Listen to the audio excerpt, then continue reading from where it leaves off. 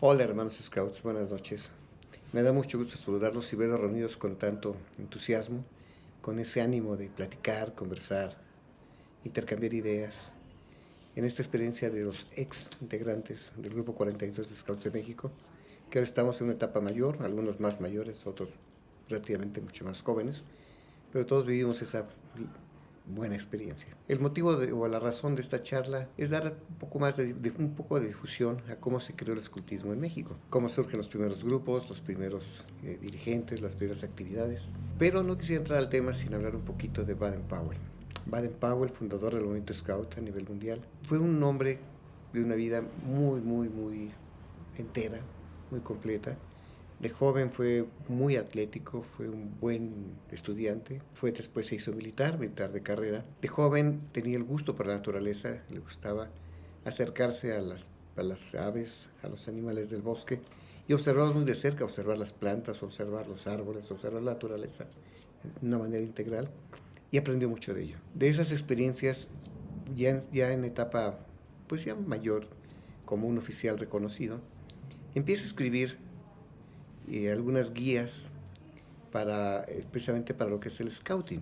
Scouting en inglés es una palabra que a veces se confunde y de hecho se manejó mucho como un sinónimo de exploring. ¿Cuál es la diferencia? Scouting es la habilidad de acercarse, de observar, de tomar acciones una manera sigilosa, con una manera observadora, muy analítica.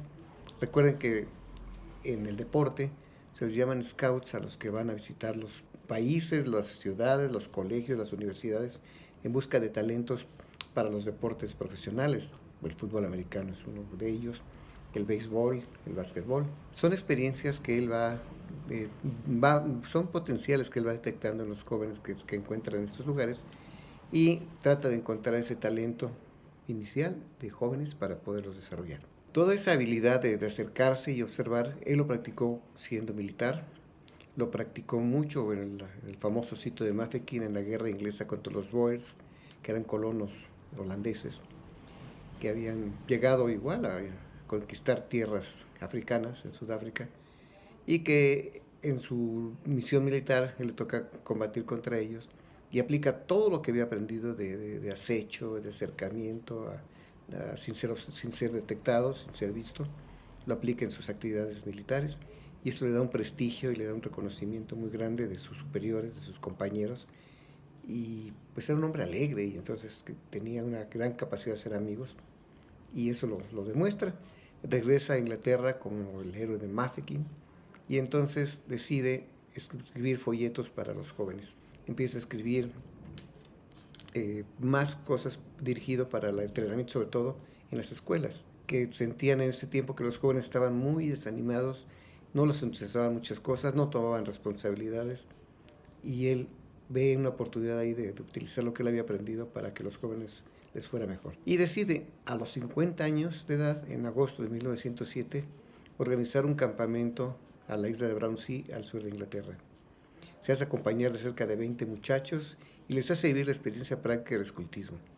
Sus edades eran entre los 3 y 16 años, pero lo más interesante es que implementa por primera vez el sistema de patrullas. Las vivencias que tienen estos muchachos acampando, cocinando, jugando, cantando, haciendo reflexiones, le despierta la chispa de que eso vale la pena implementarlo para más jóvenes y hacerlo crecer. Esto fue en 1907. Al poco tiempo de regresar del célebre campamento inicia la publicación de Scouting for Boys en 1908, es decir, lo que es escultismo para muchachos. Crece en Inglaterra y las islas británicas con mucho entusiasmo este tema de los Boy Scouts. Se extiende a países dominados por la corona inglesa en otros lugares como son Canadá, Australia, Nueva Guinea, Nueva Zelanda. Empieza a haber el interés por desarrollar tropas scouts, tropas de jóvenes, e ir manejando el tema del escultismo. Y lo invitan a viajar y a visitar Brasil y decide emprender el viaje a Sudamérica para difundir el escultismo. Y su primer viaje es a Brasil, después va a Chile. Chile crea en 1909 la segunda asociación de Boy Scouts del mundo, fíjense. Después de 1907, en 1909 ya hay una asociación de Boy Scouts fuera de las regiones dominadas por los ingleses. Surgen los Boy Scouts en Argentina, Brasil, Perú, Costa Rica y Venezuela. Sus publicaciones sirven de apoyo a escuelas militares, a la LIMCA, que es la UAI, famosa UAI, los colegios de las comunidades alemanas, inglesa y francesa, toman mucho para hacer, cada uno en su idiosincrasia, en su manera de educar jóvenes, ideas para que se vayan desarrollando de una mejor manera. Viaja por muchos lados y para 1911 ya hay alrededor de 20,000 Boy Scouts en el mundo. Pónganse en la situación, en el entorno histórico, cuando esto sucede. Las comunicaciones no eran como hoy, que puedes enterarte de lo que pasaba en Inglaterra o en Alemania o en la Patagonia. Internet, la televisión, lo que sea.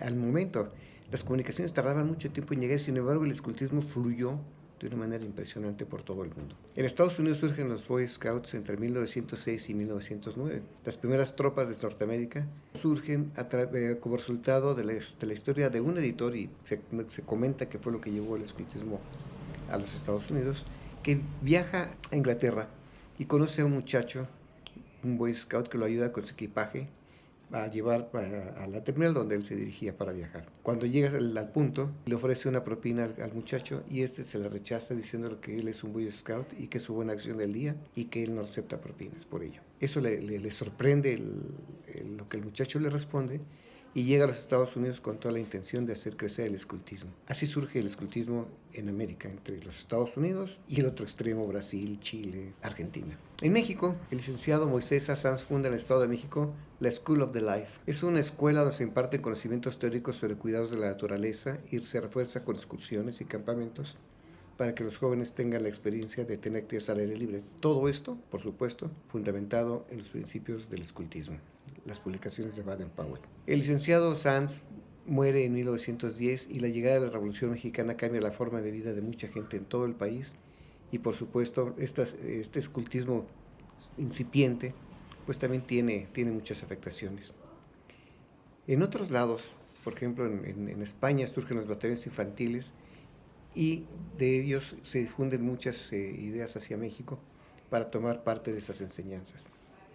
En México, en 1912, el señor Andrés Gómez Oreján conoce el escultismo, fíjense, 1912, y decide fundar una tropa scout en Veracruz. Sin embargo, en 1914 son suprimidos, son desaparecidos por el parecido con el uniforme de los marinos americanos que habían invadido en ese mismo año el puerto de Veracruz. En la Ciudad de México, el Colegio Alemán, que también había ya recibido mucha información acerca del escultismo, hace prácticas que le llaman Kriegspiel, que son unos juegos de astucia. Estos juegos en el año de 1913 se hacen por iniciativa del señor Federico Clark. Forman los Scouts del Colegio Alemán de la Ciudad de México, tomando como base las ideas de los Scout Finder, que no los pronuncian muy bien, de Alemania, que son como buscapistas, rastreadores. Y entonces hace un enorme juego en la Ciudad de México, un grupo azul, como una tropa azul contra una tropa roja, y los juegos de estrategia les sorprenden mucho a los jóvenes, les encantan, y ven que es algo que tiene mucho potencial para la educación. En el año de 1914 surgen los Boy Scouts de Ciudad de Mérida. Se formalizan hasta 1916 como los Boy Scouts de Yucatán. Hay unos requisitos que les platicaré por separado para ingresar, y el código del Boy Scout de esos tiempos. Esta agrupación cuenta con mucho apoyo del gobierno estatal, pero su permanencia realmente, desafortunadamente, fue breve. A la llegada de Venustiano Carranza a la presidencia en 1917 y en los tiempos del gobierno constitucionalista que emite la Constitución del 17, Venustiano Carranza comisiona al señor Federico Clark para organizar el escultismo en México. Y el señor Clark forma lo que se conoce como la Asociación de Exploradores Mexicanos. Y en este momento surge el lema "Siempre listo". Se crean las tribus tequihuas, unas tribus muy coordinadas o muy patrocinadas por el gobierno. Toman nombres tequihuas, nombres de prehispánicos, de culturas, para toda su estructura organizacional, pero al final de cuentas es un sistema de patrullas, es un sistema de tropa, y como se conocemos. Una de las partes más fuertes que impulsaron el escultismo en México, además de estas escuelas, fue el Club Rotario, los Rotarios. En Veracruz, el Club Rotario de Veracruz, viaja el presidente a la Ciudad de México y conoce la tropa de los Boy Scouts of America, de la colonia americana en Ciudad de México, pero le gusta ese trabajo de jóvenes, lo que hacían. Ve varias manifestaciones de juegos, de pirámides, de actividades de primeros auxilios, de servicio social, y entonces decide crear una tropa en Veracruz en 1923. El impulsor de esto fue un hombre muy clave en la formación del escultismo en México, que fue el señor Andrés Gómez Oreján. Logra que el Cuerpo de Exploradores Nacionales de México sea reconocido por el Consejo Supremo de los Boy Scouts en Londres, que después es conocida como la Oficina Internacional, en febrero de 1925. Tuvo el reconocimiento de la Organización Scout Mundial como The National Boy Scout de México por la Oficina Internacional en la conferencia celebrada el 26 de agosto de 1926 en la ciudad de Kandersteg, en Suiza. En 1928 las tribus de exploradores mexicanos tienen un gran florecimiento gracias al apoyo gubernamental. En el mismo año se forman los Boy Scouts de México. Es muy interesante porque el creador del término Boy Scouts of México fue una persona que siguió el legado del señor Gómez Oreján. Este hombre hace una cosa muy particular. Él registra en el registro público de la propiedad el nombre de Boy Scouts de México para los grupos que existían en ese tiempo, sobre todo en la Ciudad de México, y se queda con la propiedad del nombre. Esto es muy interesante porque más adelante tiene sus repercusiones. Con los Caballeros de Colón, que es una agrupación totalmente católica, religiosa, de seguidores religiosos, no son ellos sacerdotes o monjes ni nada, sino simplemente son personas destacadas de la sociedad y de la industria en México. Forman los Caballeros Exploradores Católicos Mexicanos. Esta asociación se fusiona en 1932 con los Exploradores Mexicanos y forman una agrupación que se consolida en ese mismo año como la Asociación de Scouts de México, pero encabezada por Jorge Núñez Prida. Ese es un tema que, si tienen oportunidad de revisar, las diferencias que se producen entre el señor Gómez Oreján y Jorge Núñez Prida son muy fuertes. Y de hecho al señor Gómez Oreján le dan como golpe de Estado, y el señor Jorge Núñez Prida consolida la Asociación de Scouts de México. Los exploradores mexicanos habían tenido problemas de funcionamiento, habían dejado de pagar ciertas cuotas a la Oficina Mundial, se habían atrasado en el cumplimiento de las metas de programa, de dirigentes y de todo esto, y eso hace que se debilite, y entonces el señor Jorge Núñez Prida decide pagar todos los adeudos y establecer en esta fusión la Asociación de Scouts de México. Es muy interesante decirles que por qué no se llamó la asociación, como en otros países, Boy Scouts of México, Boy Scouts de México o Asociación de Boy Scouts de México. Recuerden que les comenté que el nombre fue registrado por una persona en el registro público de la propiedad y jamás lo quiso pasar para que fueran los Boy Scouts de México. Entonces, por eso se quedó como Scouts de México, y a la fusión que se dio con los exploradores católicos mexicanos, se crea la Asociación de Scouts de México. En el año de 1943, debido a regulaciones gubernamentales, se adiciona a la Asociación de Scouts de México el concepto de asociación civil, y de ahí que lleve ese nombre desde ese tiempo. Este es así, de manera breve, me tardé 15 minutos de todos modos, de explicar cómo se crea, cómo llegamos a la Asociación de Scouts de México. Los años subsiguientes son de consolidación enorme. Muchas escuelas privadas, el colegio alemán, colegio francés, los seminarios, dieron mucho apoyo al crecimiento del escultismo en México. Personas que venían de España, de Francia, de Alemania, dieron sus experiencias con los scouts para darle fuerza al escultismo y hacerlo crecer muchísimo más por toda la República Mexicana. Surgen muchos grupos ya en Nuevo León. Mérida y Veracruz fueron claves todo el tiempo para el crecimiento del escultismo. Pachuca siempre ha sido una ciudad que ha dado impulso al escultismo, impulso al fútbol, impulso a muchas cosas. Es una ciudad que hace crecer gente. Y bueno, quisiera llegar hasta este punto, en esta historia breve, pero muy interesante. Les quiero comentar que yo, para preparar esta charla, recurrí a algunas citas bibliográficas. Me metí a internet a buscar lo que había por ahí, y me encontré que hay inconsistencias entre varios de las publicaciones que hay, en fechas, en nombres, en términos. Sin embargo, encontré que la Asociación de Scouts publicó un libro, que se llama La Flor de Lis, entre vientos y tormentas. Se supone que es una serie de 3 libros. Yo logré conseguir el primero de ellos, donde viene esto que les platico, narrado y descrito con una manera impresionantemente de mucha investigación. Los jóvenes que lo hicieron, scouts o dirigentes, Son 2 personas que le dedicaron muchísimo esfuerzo. Yo les recomiendo, es muy difícil conseguirlo, déjenme decirles. Yo anduve preguntando con varias personas de mi generación de dirigentes o del adiestramiento, o lo que fuera la Comisión Nacional de Adiestramiento para la capacitación de dirigentes.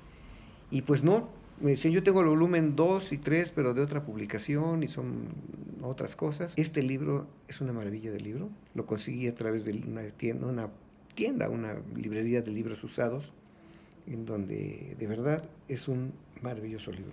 A mí me encantó y quise compartirlo con ustedes en este momento, y ya directo en esta reunión de esta noche, pues poderles contar unas cosas más que encontré interesantísimas. Que tengan excelente noche y espero que no les haya aburrido con mi charla. Tengan maravillosa noche y excelente descanso.